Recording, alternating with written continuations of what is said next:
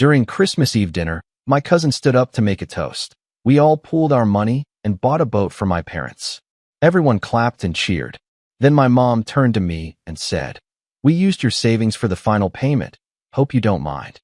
I stayed quiet, took a slow sip of my wine, and then placed my phone on the table. The video I played next turned the entire room silent, and by next morning, half of them were blowing up my phone with missed calls. I, 32M, sat at the far end of the mahogany table, watching the candlelight flicker across faces I'd known my entire life. The dining room was packed. Aunts, uncles, cousins, my parents at the head of the table looking like royalty presiding over their court. Christmas Eve dinner at my parents' house had always been the highlight of the holiday season, but this year felt different. There was an electricity in the air, a shared secret that everyone seemed to be in on except me. My cousin stood up halfway through the meal, wine glass raised, that practiced smile plastered across his face. He'd always been the golden child of the extended family, charismatic, successful, the one who could do no wrong. He cleared his throat, and the room fell silent in anticipation. He announced that he and several other family members had pooled their money together for months to buy my parents a boat. A beautiful 32-footer that was docked at the marina right now, wrapped in a giant red bow. The room erupted. Champagne glasses clinked. My aunt started crying. My father stood up and embraced my cousin like he'd just won the Nobel Prize. I stayed in my seat, fork suspended over my untouched prime rib, watching the celebration unfold with a growing knot in my stomach. Then my mother turned to me. Her eyes were bright with wine and excitement, and she said it so casually, like she was commenting on the weather. They'd used my savings account for the final payment on the boat. $28,000. Money I'd been setting aside for the past 6 years. She hoped I didn't mind, of course, but family was family, and this was such a special gift for them. The table went quiet for just a moment, everyone looking at me expectantly, waiting for me to smile and nod and play along with whatever script they'd already written in their heads. I took a slow sip of my wine, let the silence stretch. Then I reached into my pocket and pulled out my phone. The folder I opened was labeled insurance. I'd been organizing it for 3 months, ever since I discovered what was really going on. I scrolled to the first video and placed my phone in the center of the table, screen facing up, volume at maximum. My cousin's face appeared on screen. He was in his home office, the same office I'd helped him paint 2 summers ago. The woman with him wasn't his wife. They were discussing money, specifically, how much they'd skimmed from the boat fund that the family had supposedly all contributed to. My cousin had set up a separate account and had been funneling nearly 40% of the contributions into it. The woman, his business partner, and apparently more than that, was helping him hide the transactions. The video played for 2 minutes. Nobody moved. Nobody breathed. I swiped to the next video. This one showed my uncle, my mother's brother, at a casino 3 states away. He was supposed to be contributing $5,000 to the boat fund. The timestamp showed him losing $8,000 at a blackjack table, money that included what he'd told everyone he'd set aside for my parents' gift. Third video. My aunt and her husband in their kitchen, laughing about how they'd contributed $500 instead of the $5,000 they'd told everyone. They were saving the rest for a vacation to Aruba. She actually said she couldn't believe everyone had fallen for it. Fourth video. My mother and father in their living room, 3 months ago. They were talking about needing a bigger boat than originally planned. My father said they'd just take money from my account. I'd never noticed because I'd given them access years ago when I was traveling abroad and needed someone to handle my bills. My mother agreed it was perfect. I was always so busy with work, I'd probably forget what the balance even was. The dining room had transformed into a mausoleum. My cousin had gone pale. My uncle was staring at his plate. My aunt looked like she might vomit. My mother's hand had moved to her throat. I let the final video play. It was my cousin again, from just 2 weeks ago. He was explaining to his mistress how the boat was registered in his parents' names, but would really be for his use. They'd take it out on weekends. My parents were getting too old to manage a boat anyway. The whole thing was essentially him getting a free boat while looking like the hero of the family. When the last video ended, I calmly picked up my phone and stood. I told them all Merry Christmas. Then I walked out of that house and didn't look back. The call started around 6 the next morning. My phone buzzed continuously. My mother, my father, my cousin, aunts, uncles, family friends who'd somehow already heard. I let every single one go to voicemail. By noon, I had 47 missed calls and a text thread that would have required a full day to read through.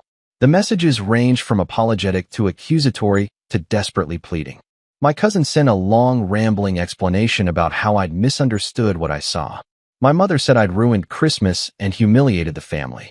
My father said I was being childish. My aunt wanted to know where I'd gotten those videos and whether I understood what I'd done to family unity. I deleted the thread without responding. What they didn't know, what I hadn't shown them, was how I'd gotten those videos. It had started 4 months earlier when my cousin had asked me to help him set up a new security system for his house. He wanted cameras with cloud storage, something sophisticated. I was in tech consulting, so he'd assumed I'd help him out for free. I had. What he didn't realize was that I'd set up the system with administrative access that allowed me to view all the feeds. I wasn't spying. Initially, I just wanted to be able to help troubleshoot if he had issues. But then one night, unable to sleep, I'd logged in randomly and saw him with that woman, not his wife, and they were going over financial documents. That's when I'd started paying attention. I'd noticed the folder labeled Boat Project on his screen. I'd started watching during the times he worked in his office. I'd seen everything. The casino footage of my uncle came from a private investigator I'd hired. Cost me $2,000, but it was worth every penny. My uncle had always been a gambler, and I'd had a hunch his contribution to the boat fund wasn't quite what he'd claimed. My aunt's confession in her kitchen came from another source entirely. Her own daughter, my younger cousin, who was furious at her parents for lying to the family and had secretly recorded them. She'd sent me the video when I'd reached out to her, asking if she knew anything about the boat fund discrepancies. And my parents? That one hurt the most. I'd installed a voice-activated recorder in their living room when I'd house sit for them in September. It was hidden inside a decorative plant I'd given them as a housewarming gift years ago. I'd suspected they might have accessed my account when I'd noticed some irregular activity, and I'd needed proof. The morning after Christmas, I drove to my bank and closed the account my parents had access to. The manager looked concerned when I explained I needed to restrict access due to unauthorized use. She'd help me file a formal complaint and start the process of recovering the funds. It would take time, but I had all the documentation I needed. My lawyer called me that afternoon. I'd consulted him a week before Christmas, showing him everything I'd compiled. He'd been clear about my options. What my parents had done was theft, plain and simple. The fact that I'd given them account access years ago for a legitimate purpose didn't give them permission to drain my savings for a luxury purchase. I could press charges if I wanted. I could sue for recovery of the funds plus damages. I told him to draft the paperwork. Update 1. The boat never left the marina. By December 27th, my cousin was trying to return it. Apparently, the dealership had a no-return policy, but they'd agreed to help him sell it on consignment for a 20% fee. He was desperate because his wife had found out about the mistress, and she'd frozen all their joint accounts and filed for divorce. My uncle's wife had discovered the casino footage. I'd anonymously sent her a copy and had confronted him. Turned out the gambling problem was worse than anyone knew. He'd been borrowing against their house. She'd kicked him out. My aunt's family wasn't speaking to her. Her daughter had apparently shared the kitchen video with her siblings, and they were all disgusted. The Aruba trip was canceled, and my aunt was sleeping in their guest room. My parents hired a lawyer who sent me a letter demanding I return the videos and cease any legal action. The letter claimed I'd obtained the recordings illegally and that they constituted invasion of privacy. My lawyer had laughed when he read it. The recordings from my cousin's house were legal because I'd installed a system with his full knowledge and consent. The casino footage was obtained by a licensed investigator in a public space. My aunt's video came from her own daughter, and my parents' recording was more complicated, but my lawyer was confident we could argue I had legitimate access to their home and reasonable suspicion of theft. I didn't respond to their lawyer. I let mine handle it. On New Year's Eve, my mother showed up at my apartment. I watched through the peephole as she knocked for 10 minutes.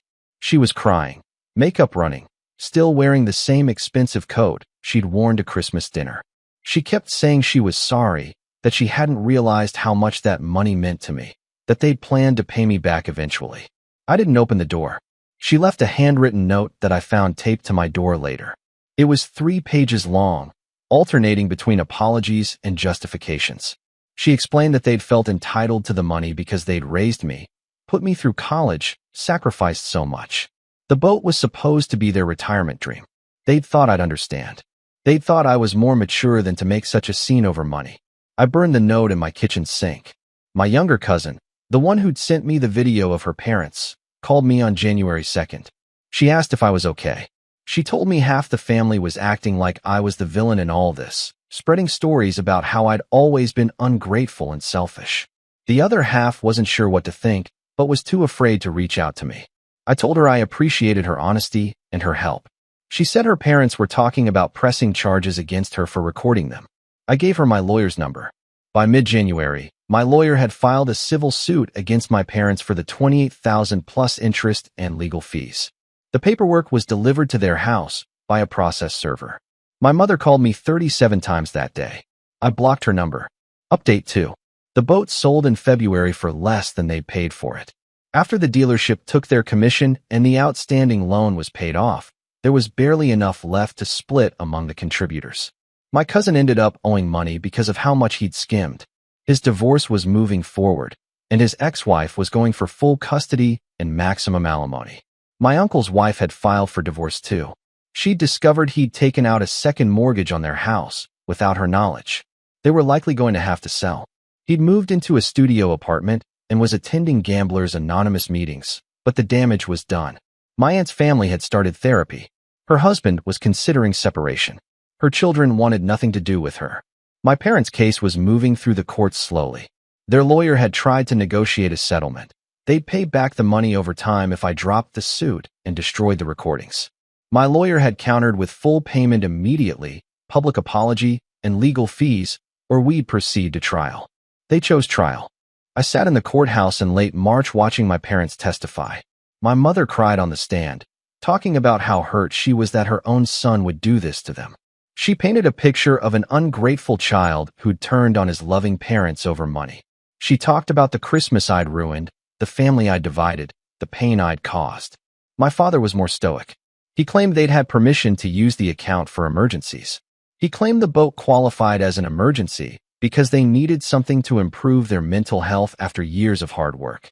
He claimed I'd never explicitly told them not to use the money.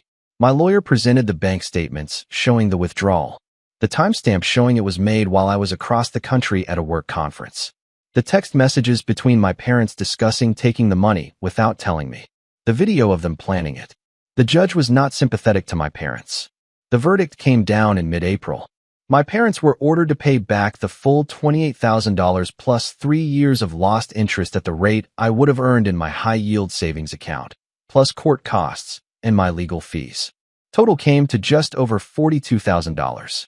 They had 60 days to pay or face further legal action, including potential wage garnishment and asset seizure. My mother sent me one final letter. She told me I'd won. I'd destroyed the family, ruined their reputation, taken their money, and left them with nothing. She hoped I was happy. She said I was no longer her son.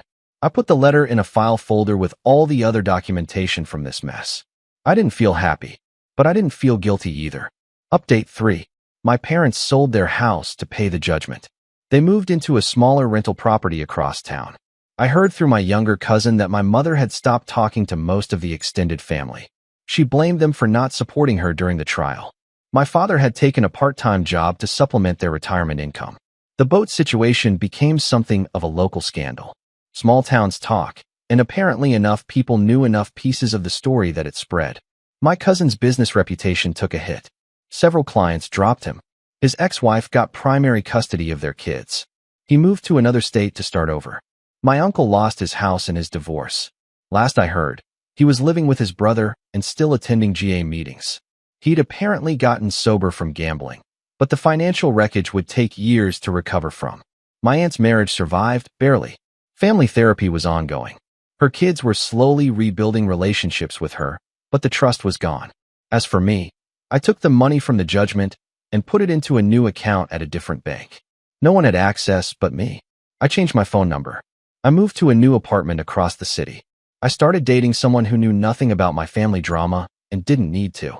Sometimes I think about that Christmas Eve dinner. The moment my cousin stood up with that toast. The look on my mother's face when she told me they'd used my savings. The split second where I had to decide whether to stay quiet or burn it all down. I don't regret the choice I made. They'd stolen from me, lied to everyone, and expected me to smile and accept it because we were family. They'd counted on my silence, on my desire to keep the peace, on the social pressure to not make a scene. But family doesn't steal from family.